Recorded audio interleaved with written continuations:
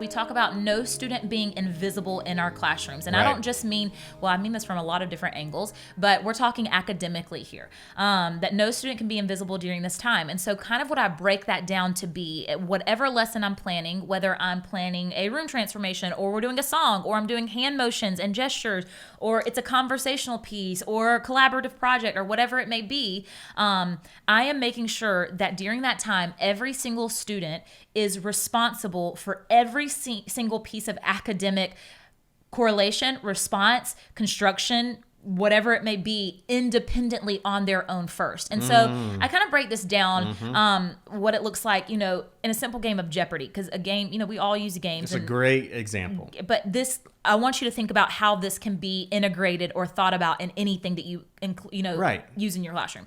So back in my early days of teaching, when I taught Jeopardy, I would put the kids into groups. Even when I played, even when you were a student and you played Jeopardy. Well, where do you think I learned about Jeopardy? Right. From my teachers. I mean, hello. Or trash-get-ball. Yeah. And so, I'd put the kids into a group of 5 or 6 or 4 even. 3 even. It doesn't matter. Yeah. But you would put a question on the board and you would say, okay, here's a whiteboard for your team. I want you to all sit and collaborate and, think about what the answer would be, have your good conversations, and then together decide an answer. Have and your good conversations, guys. That is like a world of rainbows, butterflies, and unicorns. And I don't know where you live and what state you live in, but that does not exist wherever I've ever lived in any classroom. If Wade King was a student, he would be drawing something while everyone else did the work. We better start preparing Maverick early on. He's got your blood. No, but Wade talks about his journey as a student often. But and so we think that kids are collaborating, but we all know the truth is that the smartest student in the group is doing all of the work, and somebody's sitting there and they're looking at their fingernails or picking something. I mean, we know what kids are doing, but we're like, but I want to have fun. I want them to enjoy learning.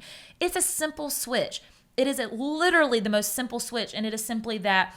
Okay, well, I'm going to give every single child in that team a whiteboard. You have to answer on your own first with no help from anyone.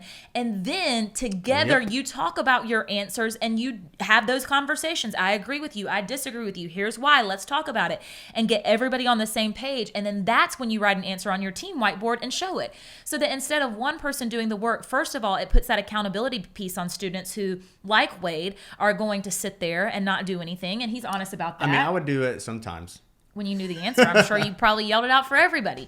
But again, it's just a simple flip of a switch. Or when I play Twister, right? And I know there's lots of people, well, that was pre-COVID, but one day we'll be able to play Twister again. It's going to be fun. But when I play Twister, when kids were out of the game, right? And they fall and they're out. Well, that's fine. They're out of the game, but they're not out of learning. So I would have whiteboards or frisbees or something dry erase where they would have to pick it up. They would sit around the outside of the Twister board and they would write whatever the answer was to the question that I called out. Yep. And so again, when you think about administration walking in, because a lot of people ask us, how do you get administration on board for you to teach outside the box? You show them. Well, you show them. Yep. And you prove results. And I was happy to do both of those things. Because if I'm not proving results, I shouldn't be using these methods. Yeah, you probably shouldn't be doing that. And so, if administration walks in and they see a bunch of kids sitting around a Twister board, cutting up, goofing off, waiting their turn, which might not happen for another who knows how long, of course, 10 minutes. I can totally see them questioning my intent here for this lesson,